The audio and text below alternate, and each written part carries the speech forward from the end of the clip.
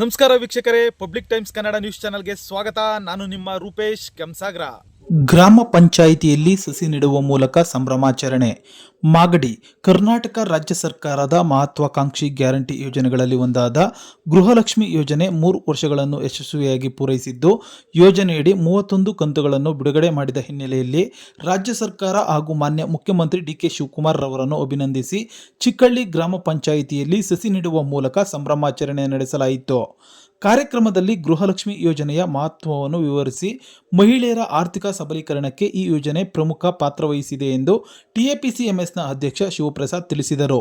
ಪರಿಸರ ಸಂರಕ್ಷಣೆಯ ಸಂದೇಶ ಸಾರುವ ಉದ್ದೇಶದಿಂದ ಸಸಿ ನೆಟ್ಟು ವಿಶೇಷವಾಗಿ ಆಚರಣೆ ನಡೆಸಲಾಯಿತು.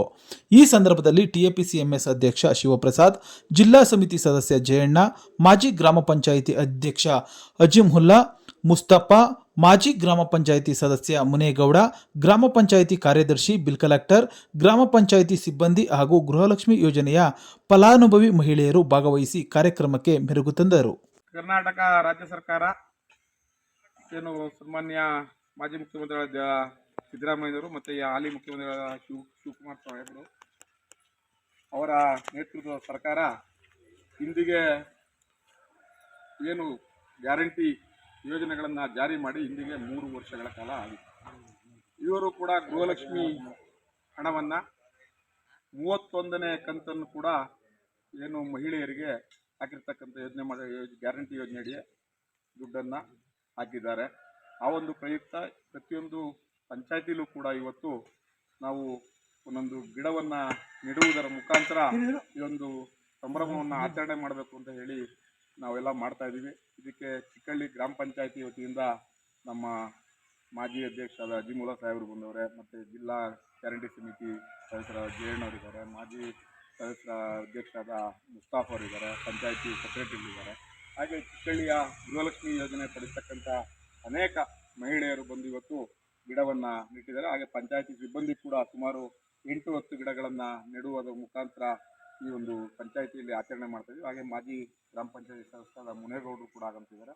ಪಂಚಾಯತಿ ಎಲ್ಲ ವಾಟರ್ ಮ್ಯಾನ್ಗಳು ಇರ್ಬೋದು, ಮತ್ತು ಬಿಲ್ ಕಲೆಕ್ಟರ್ ಇರ್ಬೋದು, ಎಲ್ಲ ಸಿಬ್ಬಂದಿ ವರ್ಗದವರು ಇವತ್ತು ಅವರ ಶ್ರಮದಿಂದ ಇವತ್ತು ಗಿಡಗಳನ್ನು ನೆಡ್ತಾ, ಸ್ಕೂಲ್ ಮುಂದೆಗಡೆ ಗಿಡಗಳನ್ನು ನೆಡ್ತಾ ಅಂತ ಕಾರ್ಯಕ್ರಮ ನಡೀತಾ ಇದೆ. ಖಂಡಿತ ಇದು ಒಂದು ಒಳ್ಳೆ ಬೆಳವಣಿಗೆ ಎಂದು ಕೂಡ ನಾನು ಅವರು ಭಾವಿಸಿದ್ದೀನಿ. ಈಗ ಈ ಮಹಿಳೆಯರು ಗೃಹಲಕ್ಷ್ಮಿ ಹಣವನ್ನು ಪಡೆತಕ್ಕಂಥ ಮಹಿಳೆಯರು ಯಾರಾದರೂ 1-2 ಗೃಹಲಕ್ಷ್ಮಿ ಯೋಜನೆ ಬಗ್ಗೆ ಒಂದು ಮಾತಾಡಬೇಕು ಅಂತ ನಾನು ಕೇಳ್ಕೊಳ್ತೀನಿ. ಯೋಜನೆ ಬಂದು ಮಹಿಳೆಯರಿಗೆ ತುಂಬಾ ಅನುಕೂಲ ಆಗಿದೆ. ಗೃಹಲಕ್ಷ್ಮಿಯಿಂದ 32 ಕಂತು ನಮಗೆ ಜಮಾ ಆಗಿದೆ, 1 ಕಂತು ಜಮಾ ಆಗಿದೆ. ತುಂಬಾ ಅನುಕೂಲ ಆಗ್ತಿದೆ. ತುಂಬಾ ಕಡುಬಡವರಿಗೆ ತುಂಬಾ ಸಹಾಯ ಆಗ್ತಾ ಇದೆ.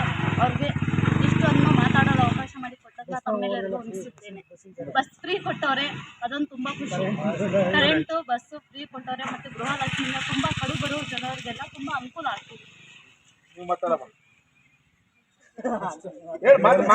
ಏನ್ ಬಂದಿದೆಯಲ್ವಾ ಗೃಹಲಕ್ಷ್ಮಿ ನಿಮ್ಗೆ?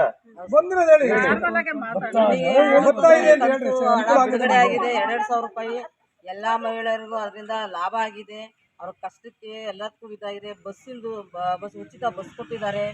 ಆಮೇಲೆ ಕರೆಂಟು ಅದು ಉಚಿತವಾಗಿ ಕೊಟ್ಟಿದ್ದಾರೆ.